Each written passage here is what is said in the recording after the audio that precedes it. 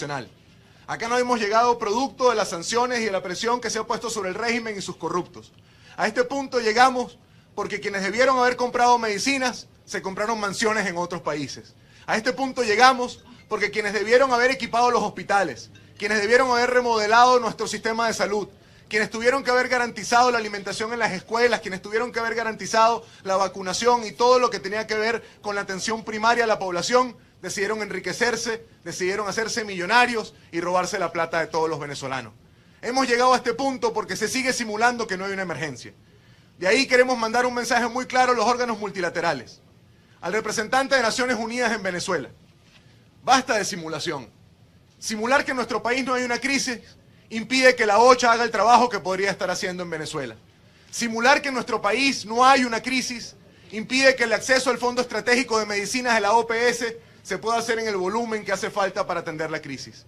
Seguir simulando que no hay una crisis solamente para privilegiar relaciones políticas o tener una postura imparcial en todas las áreas como se ha planteado, solamente juega al favor de quienes han generado la emergencia humanitaria compleja que hoy en día atraviesa nuestro país. Y lo decimos entendiendo que hay muchos de esos organismos que quisieran hacer más, que hay muchas de esas agencias que quisieran poder implementar en Venezuela la coordinación país que haga que esta ayuda entrara en el volumen y en el tamaño necesario. Pero la simulación de la crisis, esa negación permanente que se hace desde el poder y que hacen algunos voceros de estos organismos, impiden que la respuesta pueda ser del tamaño y la dimensión correcta. También queremos hacer un balance de qué ha hecho esta Asamblea Nacional desde el 5 de enero a la fecha. Se hizo un primer acuerdo que autorizaba la entrada de la ayuda humanitaria a nuestro país. Se dio un mandato muy claro y queremos aclararlo porque tiene que ver con el método de cómo se va a implementar esta ayuda en Venezuela. No está planteado que la Asamblea Nacional se convierta en un organismo humanitario. No está planteado que nosotros sustituyamos el rol natural de las iglesias, de las ONGs humanitarias. No está planteado que nosotros seamos quienes hagamos la última entrega o la última parte de la implementación humanitaria. Nosotros queremos respetar los principios humanitarios internacionales. Nosotros no vamos a cambiar el control político y social del gobierno por un control político y social de Guaidó y de la Asamblea Nacional.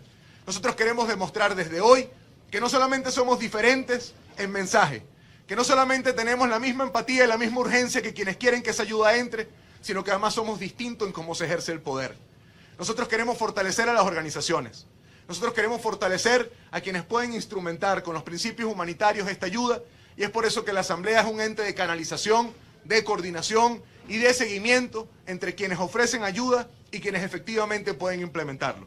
Así que, para quienes han intentado manipular desde el poder y decir que lo que se está buscando es una foto de unos diputados con una cajita entregándosela a alguien, eso no es lo que está planteado. Aquí lo que está planteado es el empoderamiento de las madres de los chamos de los hospitales infantiles. Está planteado el empoderamiento de las redes de médicos que han intentado luchar contra directores corruptos que se roban los insumos o no permiten que entre la ayuda humanitaria, pero sí permiten que entren garotas a sus oficinas.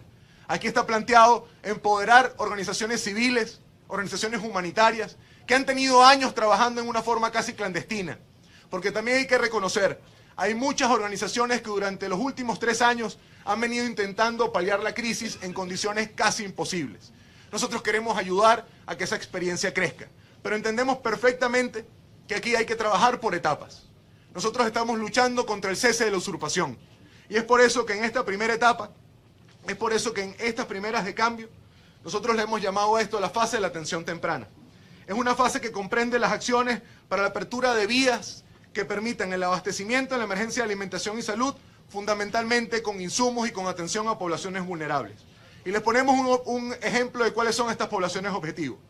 Niños desde la primera infancia hasta los 5 años en riesgo nutricional. Mujeres en estado de gestación en riesgo nutricional. Adultos mayores en situación de riesgo nutricional, en soledad o en dependencia funcional. Personas con condiciones de salud crónica de alta prevalencia con foco en atención a enfermos de diabetes y de hipertensión. Población institucionalizada en albergues y refugios que estén en situación de riesgo nutricional. Población hospitalaria en condición de emergencia o necesitada de cirugía inmediata. ¿Y por qué les pongo este ejemplo de poblaciones objetivos y queremos ir hablando de etapas? Porque también entendemos un enemigo que tenemos desde el poder. Entendemos que quienes usurpan el poder y generaron esta crisis, hoy en día empiezan también a construir una expectativa falsa sobre quién es el responsable y sobre cómo debe resolverse. Nosotros tenemos un plan. Y el día de hoy, en la Asamblea Nacional, en el primer punto, vamos a estar presentando no solo un informe técnico, vamos a estar presentando un plan estratégico que tiene listado de insumos, que tiene listado de necesidades, que tiene el listado de inventario de equipos que hacen falta, que tiene muy claramente definida cuáles son nuestras poblaciones objetivos, cuáles son los indicadores de funcionamiento, porque el primer paso para nosotros es institucionalizar cómo hacemos las cosas. Nosotros no somos el espejo de quienes desde el poder generaron esta crisis. Y es por eso que hacer las cosas institucionalmente, con transparencia, respetando los principios humanitarios de no partidización y no utilización de la crisis de la emergencia para fines políticos, hemos querido avanzar en que todas las cosas se manejen como se tienen que manejar. ¿Qué está planteado que pase y que está pasando en esta semana y en los próximos días? Lo anunció el presidente Guaidó el día sábado desde la concentración en Las Mercedes. Esta semana arrancan los acopios. Arranca un primer centro de acopio que va a estar en la frontera con Colombia, en Cúcuta, que va a estar arrancando en los próximos días. Ese centro de acopio va a recibir insumos médicos, ese centro de acopio va a recibir suplementos nutricionales, ese centro de acopio va a estar recibiendo parte de la medicina que hace falta. Pero no es el único centro de acopio. Esperamos tener un siguiente centro de acopio en Brasil, habrá un tercer centro de acopio en un lugar que estaremos anunciando también en las próximas horas, y queremos darle certidumbre y calma. No va a haber evolución en este proceso a través de Twitter, a través de corrillos, a través de bolas. Esto es un tema demasiado serio como para que no haya comunicación institucional. ¿Y eso qué quiere decir? Que en el momento que haya que pasar de la etapa de los acopios a la entrada efectiva de esa ayuda al país, se va a estar presentando, así como estamos presentando hoy en la Asamblea, el plan estratégico, con prioridades, con etapas, con definiciones y con segmentos. También cuando llegue su momento, estaremos presentando desde este Parlamento cuál es la metodología de entrada, a dónde queremos que se destine, cuáles son las cantidades que van a llegar a cada sitio. Y lo queremos hacer de esa manera porque el primer requisito que hemos planteado en la coordinación con la sociedad civil y con las iglesias es el principio de transparencia. Es que todo el mundo sepa qué entra, a dónde se dirige y quiénes son los beneficiarios finales. Porque ahí está la gran diferencia entre cómo se ejerce el poder y cómo entendemos las instituciones desde esta Asamblea Nacional y desde el gobierno interino de Juan Guaidó y quienes hoy usurpan el poder y solamente pueden hablar desde los cuarteles. Por último, le quisiéramos también decir a la población, hay que prepararnos. Enfermeros, médicos, nutricionistas, psicólogos, monjas, sacerdotes, seminaristas. Hay que empezar a prepararnos para construir un gran voluntariado. El reto que tenemos enfrente no va a ser un reto sencillo. Desde el poder quieren evitar que salvemos vidas. Y es importante siempre aclararlo. Ayuda humanitaria es salvar vidas. No es el programa de emergencia social, no es la estabilización de la crisis. Con la ayuda humanitaria no se resuelve el 100% del problema venezolano. La ayuda humanitaria tiene un solo foco: salvar vidas. Poder interrumpir ese ciclo en el cual la gente va a toda velocidad a una condena de muerte por no tener los insumos, por no tener las medicinas y por no tener las condiciones mínimas para que pueda sobrevivir. Y desde acá, en este llamado a que empecemos una organización importante para lograr que la ayuda humanitaria sea una realidad, también hay un mensaje que tenemos que hacer. Funcionarios públicos, civiles y militares. Funcionarios militares de los puntos fronterizos. Jefes de cuarteles, jefes de SODI, jefes de REDI, pero particularmente nuestros congéneres, capitanes, mayores, ustedes que no son parte del generalato corrupto de este país, ustedes que no son parte de los únicos que engordan en esa Fuerza Armada y todos los días están bañados en oro y viven como unos reyes, mientras que ustedes tienen uniformes desgastados y botas rotas en los puntos de control. Esta ayuda también es para ustedes y para sus familiares. Esta ayuda no implica ni queremos que se convierta en un espacio de confrontación. Hay que tomar una decisión muy clara. O se está del lado del problema, de la emergencia, de la indolencia, o se ayuda y se acompaña a un pueblo que tiene necesidades. Ustedes en los cuarteles saben muy bien que ese discurso de ayer es el discurso de quien no le importa la vida de nadie. Ustedes en los cuarteles saben muy bien que esa negación de la ayuda, que eso que están haciendo con alguien que quiere organizar para policías en la frontera, que esa advertencia que ayer hizo nuestro presidente encargado de que parte del alto mando se quiere robar la ayuda humanitaria para poder utilizarla para fines de control social y político, no puede seguir siendo parte del acompañamiento por omisión de quienes tienen responsabilidad en las fronteras. Aquí hay un dilema que debemos resolver. O se está con la crisis o se ayuda a una solución efectiva y pacífica. Y es por eso que el mensaje del funcionariado público, civil y militar es uno. Son medicinas, son alimentos, son insumos, son suplementos nutricionales para poder evitar que siga esta espiral de miseria que tenemos en el país. Necesitamos que ustedes también ayuden. Necesitamos que ustedes también acompañen. Hay una oportunidad de oro para demostrarle a los venezolanos que los uniformados también son parte del sentimiento y del sufrimiento que todos tenemos.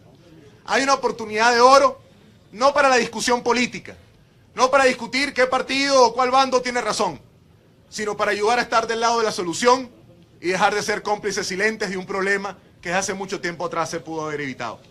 Así que yo con esta introducción quisiera dar lugar a las preguntas, sé que son muchas, les pediría que por periodista no vayamos a hacer 7 u 8, intentemos que cada quien tenga una. Si hay alguien que tiene sus preguntas y sienten que en la respuesta pudo haber respondido la suya, no la hagamos 2 veces y empecemos pues. Yo tengo aquí papel y lápiz y tiempo para responder, así que Gabriela. Un poco ver en qué posibilidad se puede aclarar.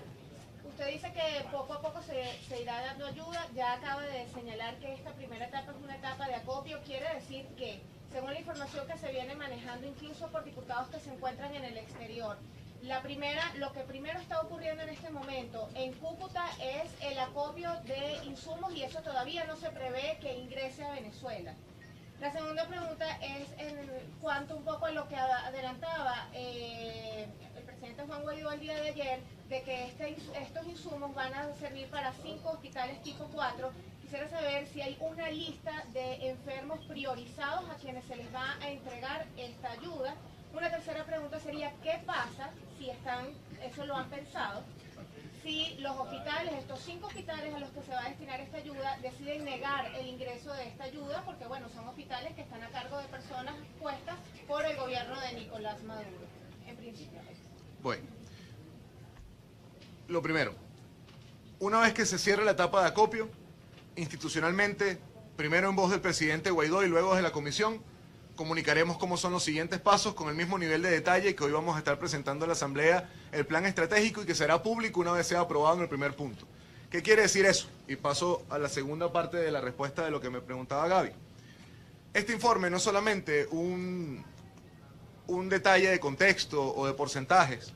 Para que ustedes tengan una idea, aquí tenemos el informe que se ha levantado con un equipo técnico en el cual está Julio Castro, está Omar Zambrano, está Luis Pedro España, están parte de las organizaciones humanitarias. Tiene, por ejemplo, el nivel de detalle de lo que hace falta de material médico quirúrgico específico para la dotación hospitalaria en sus dimensiones y en su monto. Tiene, por ejemplo, y lo podemos avanzar un poco, las cosas que hacen falta para la atención de los pacientes hospital dependientes, lo que tiene que ver con algunos kits mínimos para que las cosas puedan funcionar. Y es por eso que, entendiendo que hay un riesgo en algunas direcciones de hospitales, hay que trabajar en 2 direcciones. La primera dirección es por la vía institucional. Es que efectivamente, a través de la institucionalidad hospitalaria, podamos garantizar que estos hospitales se doten y que las cosas puedan funcionar bien.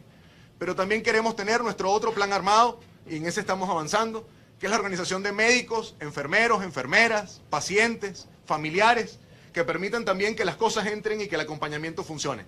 Le digo a la prensa extranjera que a lo mejor no tiene mucha idea de cómo funciona nuestro sistema de salud. Tenemos un sistema de salud que es público, pero lo único gratis es entrar. Lo único gratis es pasar la puerta. Pero una vez que un paciente necesita que lo atiendan, tiene que comprar la gasa, el guante, la sutura, el tapaboca, la anestesia, el yelco, los insumos, todo lo que tiene que ver con su atención. Cada paciente debe lograr su propia procura, porque nuestro sistema hospitalario fue vaciado de los insumos necesarios para que las cosas pudieran ocurrir. Y es por eso que tener las 2 formas de entrada es una forma absolutamente efectiva para que las cosas funcionen. Porque nadie más que el paciente, su familia y sus tratantes son los principales dolientes de que las cosas funcionen bien. Y entonces lo vamos a intentar por las 2 vías. Sabemos de varios directores de hospitales que, aunque fueron designados por un ministerio que hoy en día usurpa funciones, no quieren seguir siendo cómplices de la indolencia. Sabemos también de algunos funcionarios civiles y militares que, aunque hoy están sufriendo hostigamiento, aunque hoy los están presionando mucho, quieren ser parte de la solución y quieren ser parte de la ayuda. Y a ellos un mensaje que hemos dado desde el primer día. Maduro no protege a nadie. Nosotros sí. Nosotros hemos dado garantías y hemos hablado con profundidad de cómo quienes ayuden a que estas cosas puedan funcionar y puedan hacerse una realidad, tendrán bajo nosotros un esquema de protección, de acompañamiento y de amnistía a lo que sea que les ocurra, porque es la hora de tomar decisiones. Y por último, que tenía que ver con las dotaciones hospitalarias, esto es solo el principio. Nosotros aspiramos no solamente a ampliar la lógica hospitalaria de poblaciones vulnerables, que son las poblaciones objetivos, sino también ir en la medida de las posibilidades, resolviendo cosas que tienen que ver con las poblaciones fronterizas, en particular poblaciones indígenas y poblaciones que tienen que ver con el arco minero. Todos vamos a tener chance. Ayer denunciaba que posiblemente o se está planificando el robo de los insumos médicos. ¿Existen protocolos internacionales para la protección de las medicinas y alimentos que van a ingresar al país? ¿Y cuáles son los hospitales que van a ser priorizados, que van a recibir esta dotación? Los 5 hospitales que mencionaba también el presidente encargado. Mira, sobre el tema de los hospitales, una vez cerremos la etapa de los acopios, y por eso es importante siempre tener la visión del proceso.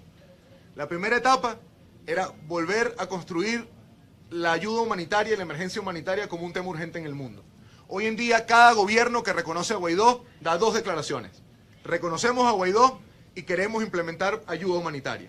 La segunda etapa era empezar a convertir esto en realidad. Y por eso hemos tenido los informes técnicos, los listados de insumos y las reuniones en la conferencia episcopal con las organizaciones humanitarias para que hiciéramos realidad las solicitudes. La tercera etapa es que se acopie, es que empecemos a tenerlos acumulados en sitios cercanos y de fácil acceso para ir mostrando lo que hay y poder avanzar a la siguiente etapa, que es efectivamente iniciar las entregas e iniciar el diseño definitivo. Organa ha dicho que no han sido solicitados formalmente su ayuda para ellos intervenir también en ayudar con la logística internacional que ellos tienen, pero también ha dicho en declaraciones esta mañana a través de IBC Union Radio, el mismo presidente de la Cruz Roja Venezolana, que en el país no hay un estado de necesidad de una crisis humanitaria. ¿Cuál es la posición de esta comisión? Mira, y si usted estima, más allá de esto, solicitar la ayuda del Cruz Roja. Con gusto. Siempre es importante que todos revisen en Google quién es Mario Villarroel y después más o menos van a entender parte de la vocería que a veces hace, ¿no? Pero sobre la Cruz Roja, hay que separar a la Cruz Roja venezolana de la Cruz Roja internacional. La Cruz Roja internacional es un organismo muy serio. Y con la Cruz Roja internacional, igual que con el resto de los organismos multilaterales, es decir, con la ONU, con la OPS, con la OCHA, con todo lo que deriva del sistema de atención humanitaria, nosotros hemos establecido vínculos de comunicación institucional. Con la Cruz Roja en Venezuela, estamos esperando a tener pronto algún nivel de comunicación. Nosotros lo hemos dicho con mucha claridad, nadie que se haya prestado para la simulación sobre la emergencia puede tener la potestad de implementación de un esquema como la coordinación país o la distribución de la ayuda en la dimensión que hace falta. ¿Y por qué decimos esto? Porque cuando un vocero interno, cuando un vocero como el de la Cruz Roja o como quien está aquí en nombre de Naciones Unidas, que participa de cadenas de radio y televisión y dice que la cosa no es tan grave como pareciera, genera ese tipo de declaraciones, no solamente es que es una cosa política en la cual a alguien le puede inquietar o a alguien le puede parecer que es incorrecto, es que detrás de esa declaración lo que termina haciendo es profundizando una crisis que debe pararse y que debe evitarse. Decir que en este país no hay un estado de emergencia humanitaria compleja es no prestarle atención a sus propios indicadores, a los indicadores que cada uno de esos organismos tiene en su escritorio, a los números de desnutrición, de escasez de insumos, de muertes maternas, de toda la necesidad que existe en nuestro país alrededor de algo que pudo haber sido evitado. Nosotros hemos establecido comunicación institucional con la Cruz Roja Internacional y en el caso de la Cruz Roja Venezuela, como nosotros somos personas de una sola palabra, y en esta conducción política lo que se dice en público se puede decir en privado, nosotros estamos esperando una reunión con ellos para también en persona decirles bajo qué fundamento ellos niegan que hay una emergencia, bajo qué fundamento ellos dicen que no es tan grave la situación, para nosotros entender y ver si es que ellos viven en el mismo país que transmiten en el Canal 8, donde no falta comida, no falta medicinas y la gente está feliz. ¿Puede precisar, por favor? Usted ha dicho que esto debe ser un proceso institucional. Usted ha tenido comunicación con distintas organizaciones no gubernamentales que se han dedicado a este tema. Pero quisiera ver si puede precisar, por favor, quiénes traen esta ayuda, quiénes tienen previsto no solamente los centros de acopio, sino una vez que ya el proceso de ingreso a Venezuela ya esté definido, quiénes traen esta ayuda. Y en segundo lugar, saber si por alguna razón esta ayuda no es, su ingreso a Venezuela no es permitido, ustedes tienen como algún plan B de que los médicos, las enfermeras, etcétera, acudan hasta la zona fronteriza para lograr el ingreso. Mira, con la primera parte, a veces se nos olvida, pero nosotros todavía vivimos en una dictadura. Aunque hemos avanzado mucho y aunque hemos dado pasos en la dirección correcta, nosotros todavía estamos luchando para que cese la usurpación.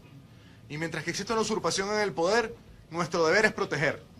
Y así como hemos dicho muchas veces en público que Maduro no protege a nadie, nosotros no podemos dar un discurso de que nosotros sí protegemos y no ser coherentes con eso. A las organizaciones que van a implementar, nosotros debemos protegerlas. Y parte de lo que hemos hablado y lo que hemos acordado es que no hagamos públicas las identificaciones, los nombres, las siglas, hasta que las cosas empiecen a ocurrir por una razón.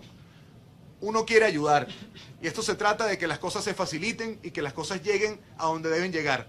Empezar desde ahorita, a someter a presión a organizaciones, a ponerles la responsabilidad a voceros o actores del mundo humanitario en el proceso de la implementación, antes de que todo esté adentro, antes de que todo empiece en la etapa de ejecución, puede más bien poner en riesgo muchas de las operaciones que de manera casi clandestina muchas organizaciones están haciendo. Ahora, tampoco será secreto. Así como queremos proteger, también queremos ser transparentes. Y en la medida que haya entregas, en la medida que haya efectivamente ejecución e implementación humanitaria, iremos diciendo quién implementa, dónde implementa, cómo implementa y cuáles son sus indicadores. A ustedes, a los medios de comunicación, los invitaremos a que vayan a muchas de estas experiencias para que acompañen el proceso y puedan mostrar y visibilizar al mundo lo que con muy poco se puede hacer versus lo que algunos que tuvieron la oportunidad durante años se negaron a que ocurriera. Y por último, que tiene que ver con las iglesias. Otro de los organismos, otra de las fuerzas que estamos utilizando para esto son el mundo religioso, a quien también le hemos pedido que nos acompañe y nos ayude. Sobre el tema fronterizo, sin duda alguna, en cualquiera de los escenarios, Andrea, los ciudadanos tenemos una tarea. Sean por camiones, entre por el canal, sea todo muy fácil o sea todo muy difícil. Las cosas no pasan solas. Y al punto al que hemos llegado hoy, hemos logrado avanzar como hemos logrado avanzar porque se entendió que las cosas no pasan solas.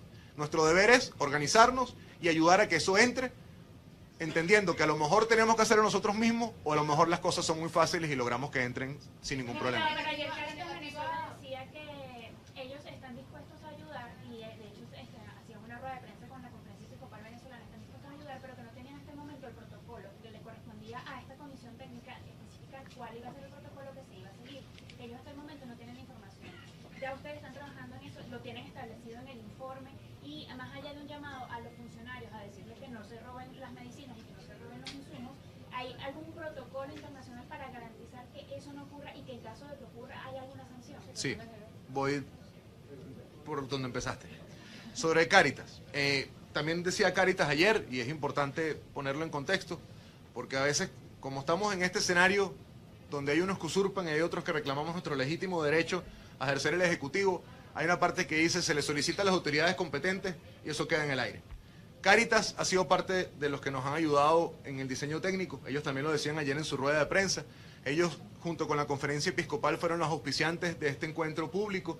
Ellos han ayudado a que le vayamos dando a esto el contenido verdadero. Los que estamos aquí no somos sabiondos, no queremos ser los sabelotodos. Nosotros hemos buscado a quienes implementan, a quienes más saben de esta área, para poder construir esto que hoy se presenta y se entrega en la plenaria. Cuando ellos se referían a las autoridades competentes, hacían un llamado que es muy parecido al nuestro. Es a quienes tienen control en las fronteras, a que permitan efectivamente que esto entre. Hay protocolos humanitarios internacionales que nosotros estamos respetando y estamos cumpliendo. Y es por eso que estamos pasando de la etapa del acopio, de la transparencia y la declaración efectiva de qué es lo que hay, para luego entrar a la implementación. En estos protocolos, parte de lo que está ocurriendo y parte de la presión que todos tenemos que hacer es que efectivamente la Fuerza Armada sea parte de la solución y no parte de quienes obstaculizan. El único estorbo, y se lo decimos al mundo entero, que hemos visto en las últimas horas como no solamente Estados Unidos, Alemania, Chile, Canadá, Francia, el único estorbo para que en este país entre toda la ayuda que hace falta en la dimensión necesaria para que atendamos esta crisis con mucha velocidad es que Maduro deje de estar usurpando el poder. En la etapa del cese de la usurpación no se puede hacer la respuesta en la dimensión que quisiéramos. Y eso es importante siempre decirlo, porque hay que tener un manejo claro de las expectativas. En la etapa del cese de la usurpación, mientras que haya todavía quienes ilegítimamente usurpen Miraflores y los estamentos del poder, la coordinación entera del país es muy difícil poderla ejecutar en la dimensión que hace falta, pero no podemos esperar a iniciar la transición para empezar a dar resultados y empezar a lograr que la ayuda se acerque a nuestro país. Si la usurpación persiste, entonces no entra la ayuda humanitaria. A ver, Oliver. ¿Tenemos un posible escenario bélico? La negativa del gobierno de que ingrese la ayuda humanitaria. Mira, voy por esto último que me parece más grave. A veces hablamos con mucha ligereza de esto. Lo que está planteado aquí es medicina, alimentos e insumos.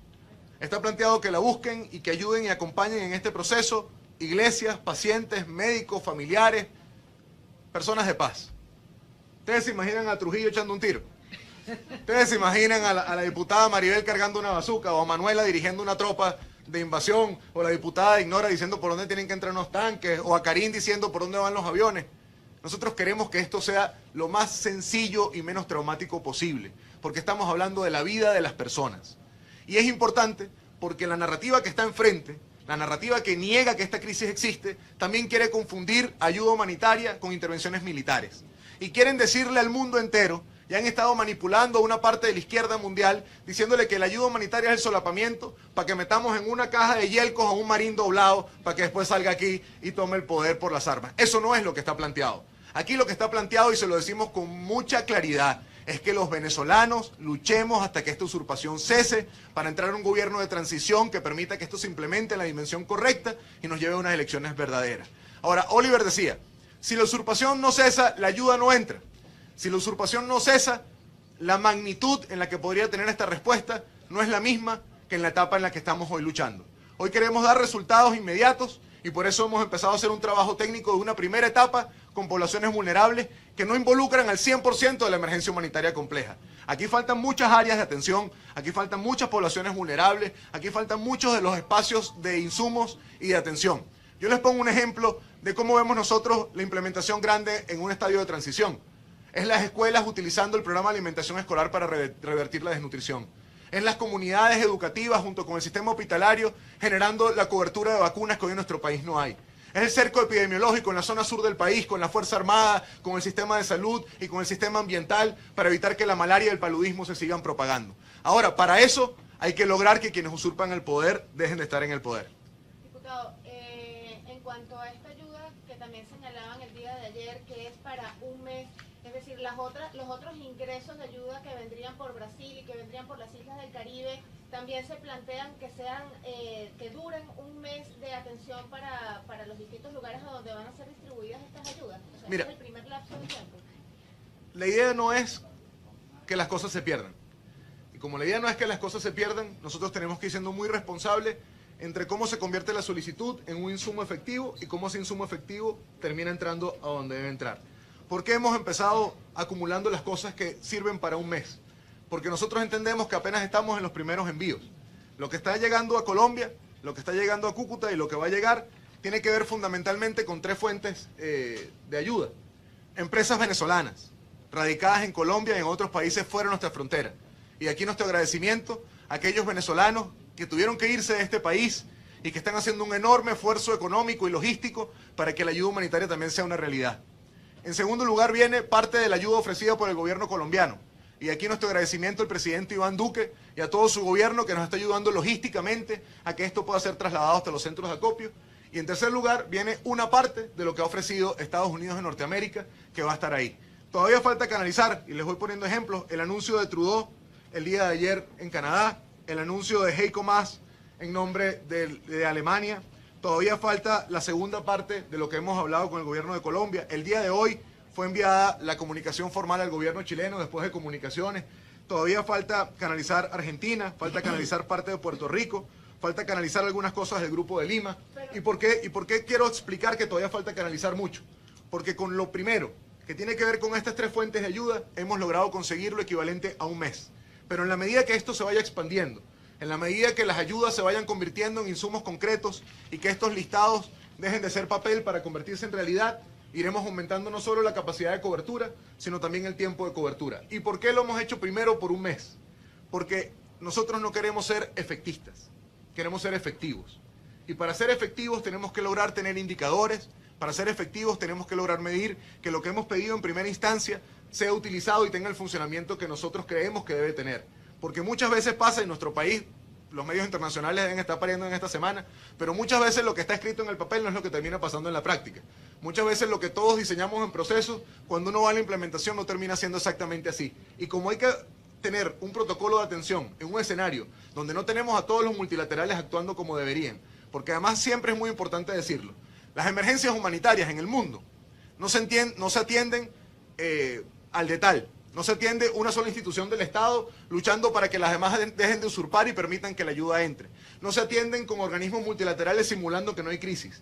Las emergencias se suelen atender con una coordinación de país, donde existe el sistema de Naciones Unidas, donde existe el sistema de las organizaciones no gubernamentales, donde existen las instituciones del Estado y donde todo funciona como una sola orquesta. Diputado, me abre la posibilidad para una pregunta, porque precisamente la ayuda que había anunciado Justin Trudeau de 53 millones de dólares era destinada a los migrantes venezolanos. Se van a abrir dos frentes para esta ayuda humanitaria, es decir, esta comisión va a abordar todo lo que tiene que ver con la ayuda interna y va a haber otra comisión que va a coordinar todo lo que sea ayuda destinada para los migrantes que se encuentran en la región, ¿o va a ser la misma comisión? Mira, parte del asunto de coordinación externa lo hemos asumido como la coordinación de la presidencia encargada de Juan Guaidó. ¿Y por qué? Porque a diferencia de muchas comunicaciones antes, aquí hay una comunicación de presidente a presidente. El reconocimiento de Trudeau al presidente Guaidó en su encargaduría también genera una relación bilateral de una manera distinta. Y a nosotros nos corresponde fundamentalmente la canalización del tema humanitario dentro de Venezuela y construir la metodología de implementación y las bases metodológicas de prioridad para la atención fuera de la frontera. Pero la implementación fuera de la frontera depende del gobierno que está ayudando en ese lugar fuera de la frontera. ¿Y por qué es importante separar las dos cosas? Porque aquí adentro nos va a corresponder a muchos tener que hacer tareas de implementación. Afuera, cada gobierno y cada estado ha venido construyendo fondos para la atención de la diáspora venezolana, de este problema migratorio que hemos generado en el continente y en una buena parte del mundo, y estos fondos no son nuevos. Ya hace más de 1 año y medio, desde el ACNUR y desde el Fondo para Refugiados, se han venido implementando campamentos, mecanismos de atención, mecanismos de inserción laboral, mecanismos institucionales para la atención. Y parte de los recursos que se van a asignar afuera tienen que ver fundamentalmente con algo que en el Grupo de Lima es una preocupación, que es cómo Venezuela se ha convertido en un exportador de enfermedades. En Venezuela, por dificultad de acceso a la vacuna, por dificultad de muchas medicinas, enfermedades que en otros países del mundo habían sido superadas, que eran parte de la historia de la medicina, han vuelto a aparecer. Difteria, paludismo, malaria, sarampión. Y ahí tiene que ver parte de la atención también de lo que se ha destinado no solo en el gobierno de Canadá, sino algunos otros países del Grupo de Lima van en la misma dirección. Terminamos el examen. Muchas gracias. En parte de las consideraciones que tenía a esta hora Miguel Pizarro como integrante o quien lleva adelante todo el tema de la ayuda humanitaria que se está ya inicialmente acopiando en Cúcuta, ha dicho que en un primer lugar ya se está acopiando todo lo referente a un mes de ayuda humanitaria. La misma, por supuesto, se va a estar desarrollando a través de una metodología que va a ser presentada en unos pocos minutos ante la plenaria del Parlamento venezolano para que de alguna manera se determine toda la ayuda que se está teniendo adelante, todo lo que se está haciendo en Cúcuta. Allí, por supuesto, nosotros tenemos a nuestra corresponsal Lorena Bornacelli, que está llevando todos los detalles y ya la llegada de los diputados como Ismael García, también la diputada Gaby Arellano y José Manuel Olivares, que están de alguna manera coordinando este centro de acopio que va a estar recibiendo la primera ayuda de Estados Unidos, de Colombia y también de otros países de América Latina. Ha dicho claramente que esta semana arrancan los acopios, estos insumos en Cúcuta, otros centros de acopio se van a estar abriendo en otros países del mundo, medicamentos, suplementos nutricionales, entre otros insumos. También la evolución se irá manejando de acuerdo a la estrategia comunicacional que tiene con algunas instituciones. También ya tienen priorizados algunos hospitales y también una población vulnerable de enfermos crónicos en esta área para que esta ayuda humanitaria llegue a ellos. Desde Caracas, Venezuela, reportó para ustedes desde el Palacio Federal Legislativo para BPI TV, Manuel Fajardo. Esta transmisión es una presentación de Salvador Peluquería. Visítanos en Maracaibo, Ciudad Ojeda, Acarigua, Santa Bárbara del Zulia, Paraguaná, Panamá, República Dominicana, Miami, Curazao y próximamente en Italia. Only for Men. Centro San Ignacio, Nivel Blandín, Caracas. Tranquility at Doral, Salón and Spa. Estamos ubicados en la 9566 Northwest, calle 41 del Doral, Miami.